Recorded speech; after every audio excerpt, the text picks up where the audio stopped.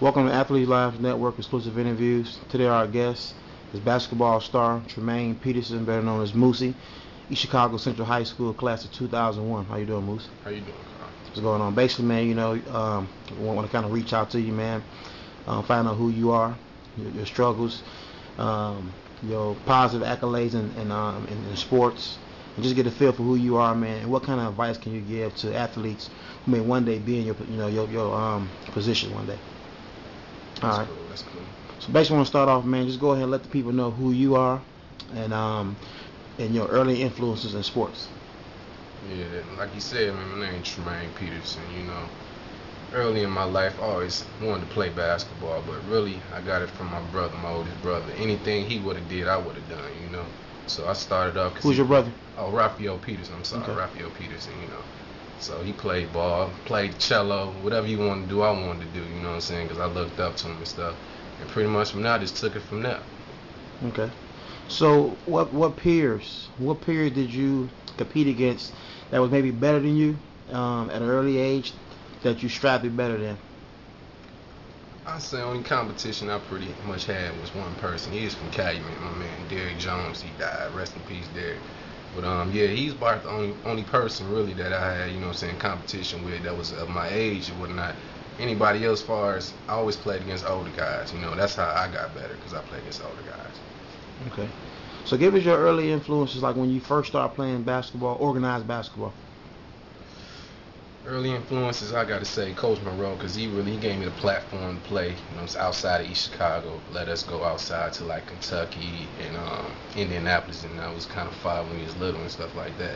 So he was like a main guy, to when I was younger and stuff. But that's pretty much it. So you grew up in the harbor side of East Chicago. Did you play basketball at Franklin, Block? Yeah, I played. Okay, give us a little history on that. Played for Franklin, East Chicago, like you said, from the harbor. Grew up in Sunnyside, you know what I'm saying? That was my part, you know what I'm saying? That's why I learned, that's why I honed my skills at or whatnot. So like I said, playing against older guys. But yeah, I went to Franklin, did my thing there, 5th, 6th grade. Went to Block Junior High School. Played 8th grade, my 7th grade year for a little bit, you know what I'm saying? Wow. Okay, so was it because you that much talented in 8th graders, or was it what? No, I mean I think the coach he had faith in me. He knew I had a little bit of skills, so he figured out I can help them out, so he put me up on the team. And that was about it. With that, I did my thing. Okay. Now you played 8th grade basketball as a 7th grader. What kind of experience did that give you, and how did it prepare you for your 8th grade year? Just made me mentally stronger, what I'm saying? Playing against older guys and stuff. When you play against somebody your own age, you don't play against stronger people before, so when you play against people your own age, it's nothing to you now, you know what I'm saying? You feel much more confident, you can do mentally and physically, you can do whatever you want to do. But like I said, I was much more advanced at that age, so it was pretty easy for me when I got to 8th grade. I did pretty much what I wanted to do. So kind of go back real quick again, because I remember you saying, and I grew up with you, and you was playing against us, myself, Ronnie Nixon, William Reeves, Darnell Ford. I can go on, Did that help you in your progression as a 7th grader playing 8th grade, 8th grader playing 8th grade? Man, it helped out a lot, man. Like I said, I always looked up to all you guys and stuff. So anytime I got a chance to get to one of y'all, you know what I'm saying, gave me the confidence, man, to do. I knew I can do what I wanted to do. I'm gonna give him a guy Chubb, because I used to bust him up. I'm gonna give Chubb some props on that. Corey Jackson. Corey Jackson, my man. Yeah. Corey, my Okay. man Bull. Give them their props, you know what I'm saying? If it wasn't for them, you know what I'm saying, they gave me confidence to do what I do. You know what I'm saying? Okay. Now you go into East Chicago Central, as you know, known for basketball. Big time basketball now. Now with all the success you had at Block Junior High, now what is your goal just as a freshman? Man, all I was thinking championship, state championship. That was all on my mind.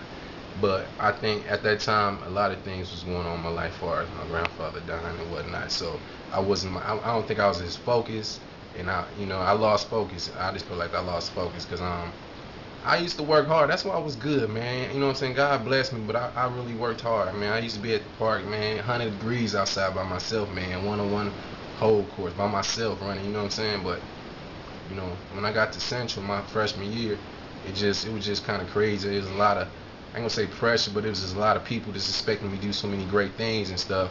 And I started not taking it as serious as I should. I was up on varsity my freshman year, but Coach Miles didn't let me play because I didn't come conditioned. I was getting all these kind of excuses why I couldn't make the condition. So he put me down on JV. And I got cut from JV. You know what I'm saying? So they put me down on freshman. Got into it with the coach on freshman. Coach Miles figured I was gonna get into the streets or whatnot. So he made Coach Fabian? Yeah, Fabian. No, I wasn't Coach Fabian. My fault. Coach Reyes. He made Coach Reyes pick me up, and Coach Reyes, you know what I'm saying? He seen, you know what I'm saying? He seen that was a good decision. I did my thing, you know, and that was that. My freshman year. So with all that distraction from your pressures and stresses from your grandfather, did that affect you mentally and staying focused? And then, how did it make you feel being dropped down from varsity? Because playing freshman on varsity is a big accomplishment. Yeah. At Central, it don't happen too often. But what effect mentally did it take on you being dropped from varsity and JV?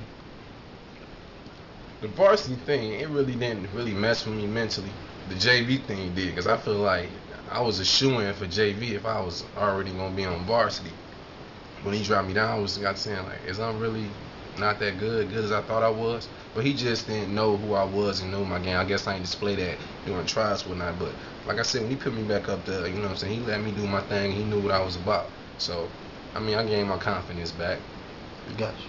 And Coach Miles, let me say one thing. Coach Miles, he big ups to him. He put me back on varsity. He gave me a chance to be back on varsity doing the sectional time. I mean, people don't know that.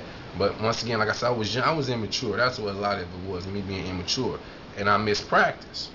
So he put me right back down, back to JV, so that was my freshman year. Okay. Now let's go into your sophomore year. After your freshman year, you lost your grandfather. You went to the highs and lows as a freshman, playing JV, being on varsity, back on freshman. Now what's your goals as a sophomore at EC Central? Like I said, championship. We had Big Rick, they had a disappointing season my freshman year. Chris Woods, Willie Davis, and them, So I'm just thinking like, man, we are shooing for, for state. We had Big Rick. Marcus, I think he went to Boston. Yeah, he went to Boston during that time. So that was me and had him. I really wanted to play with him, So we had a Jobby Gillis, I looked up to him too, him being a point guard and whatnot. But we had a pretty alright season, I don't think we did what we really wanted to do. One thing I remember from that season, man, I think it was like 8,000, man, 8,000 plus, man. We played against Westside, man. Yeah. I mean, I'm out there, man. I'm running. I couldn't feel my legs, man. It was just, I never been a part of nothing like that, man. That's one thing I'll never forget from my sophomore year, though, playing against Westside. We ended up beating them at home. Losing in the sectionals, but we beat them at home. That was like one of the highlights of my sophomore year. I was going to ask you that. How did you progress as a sophomore that year, and how did the season end? Man, pretty much. I got stronger mentally. That's all one thing I wanted to do, is get stronger mentally. Like I said, my basketball skills was pretty advanced at that time for my age, but mentally I wanted to get stronger. I feel like I got stronger mentally. I got stronger physically too. It was an alright season, but it was pretty disappointing because I got hurt a little bit. So, and plus I ain't play as much for me being acting a nut in school. So I ain't play as much. So I sat out a whole lot. Been on the sidelines. So it wasn't as a good. Okay, now you're a junior at Chicago Central. Now what is your goals in your mind state on that team? I feel like it was my time, man. It was my junior year. We had so many great players. A couple years before my freshman and sophomore year, I feel like it's my time to step up. I ain't played much of a role my freshman and sophomore year, but I feel like now it's my turn. It's me and Corey Stokes, Eddie Griffin, Antoine Brown. I feel like we had a good nucleus that we can do some big things. Like I said, all my 4 years I was there, I always said championship. And I feel like we had the team to do it. Gotcha. So how did the season go for you as an individual and then as a team? Man, individually, man, it was kind of crazy because I got hurt, man. We won Turkey tournament. That was a big thing for us. We won that. But then after that, I got hurt, man. Hurt my ankle, so I was out, man. And I couldn't really do what I wanted to do. I was such in a rush to come back. I ended up hurting myself again. So my junior year, it was a disappointing year. So I had some highlights in there. But it was Corey year, man. It was his senior year, man. I wish I could have done more to, you know what I'm saying, to help him out, you know what I'm saying, because he was a lot of times, man, it's like he did it on his own, man. I mean, even though we was off there, it seemed like he did it on his own, man. I wish I was able to do more, but like I said, sometimes I was hurt. Then once again, like I said, outside of basketball, man, I was just doing things I supposed to have been doing and just living the wrong way. So that, you know, since sidetracked me from being who I really supposed to have been on the basketball court. But why though? Because I know who you are, and I know you love the game of basketball. What outside pressures, you know, held you back?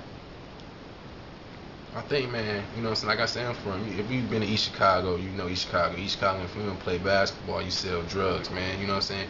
I don't want to give it a bad light, but if you from there or around the area, you know what it's about in East Chicago. So, I mean, the people I grew up around, you know, just being around them, wanting to be around them, thinking that's the cool thing to be, you know what I'm saying, to be gang banging or something, or be, you know what I'm saying, doing drugs, smoking weed or whatnot, or whatever the case may be, man. I thought that was cool, so I was double dribbling. I was trying to do both. I was trying to be a basketball player, and I was trying to be a street dude, you know, and then you know what I'm saying, pan out right. Gotcha. So how did your junior season end that year? Oh man, nah, it was crazy, man. Cause I mean, I'm not happy about it. Like towards the end of the year, man. I mean, me and Coach Ma always butting heads, man, real bad, man. Cause I wasn't doing what I was supposed to have been doing.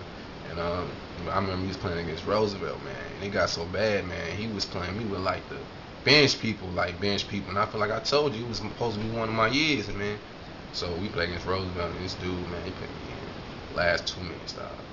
I played, man. I went and tried to dunk 3 times in a row, and I ain't try to make the dunks. I just did it, and you know what I'm saying, spotted him, you know what I'm saying, to pee him off. And that was, like I said, once again, that was a very immature thing to do, you know what I'm saying. But I thought it'll make him mad, make him realize, you know what I'm saying, what I was doing was right, and let me be me. But he set me down, and I ain't played sectionals, period. So we beat that Roosevelt team by like almost 30, 40 points. End up playing them again 2 weeks later in the sectionals.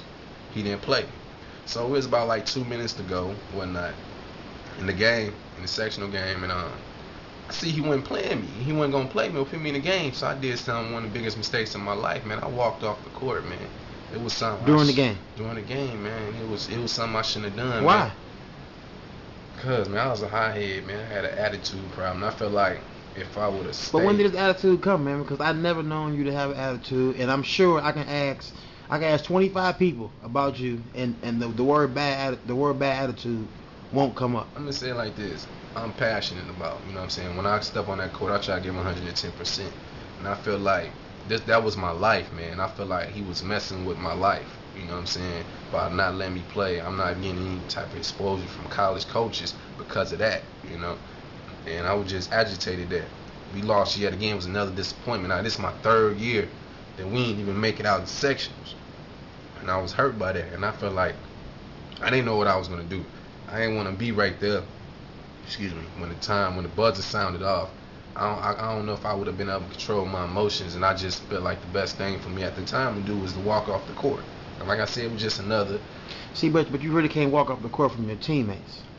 At the time, man, I guess I was being selfish. I wasn't thinking about my teammates at the time. I was felt like, man, like I should be out there, you know. I should be out there helping. I wasn't able to help them. So I felt like, man, like I said, I was sick about that, man. I was so agitated and angry from it. I feel like I wanted to fight somebody, and I didn't want to be right there, like I said, when the buzzer sounded, and to see their faces, man. I went back, you know what I'm saying, in the locker room before, and like I said, before everybody. So first person I saw was my man Keon Jackson, man, and he just had his jersey over his head crying, man. Once I seen his face, I just broke down crying, because I'm like, man, we lost again, and I was disappointed in myself. Like I said, I let it come to this point where I couldn't be out there to help my fellow teammates. So what kind of backlash or what kind of negativity did you get from this, from your coaches, fans, critics, and teammates? Because I'm sure it was some teammates that didn't like it, right? I don't know. I never really asked nobody that. You know, I probably didn't care at the time either. But as far as from the coach, I was kicked off the team for that. Actually, I was kicked off the team from that, Carl, man. And it was crazy. I didn't care at the time. I was like, man, so what? You know what I'm saying? At the time I was feeling like, so what? But from the fans, man, the fans always, one thing I say about the fans, they was always behind me, man. You know what I'm saying? They always wonder why Moose ain't playing, Tremayne ain't playing, what's going on. So, I mean, I feel like they probably hated Miles more for doing that than me walking off the court. They probably understood why I was walking off the court, you know, from my understanding. And like I said, the teammates, man, I don't know if they was agitated at me for doing what I done, you know, but I don't know. I really never even got no input from that.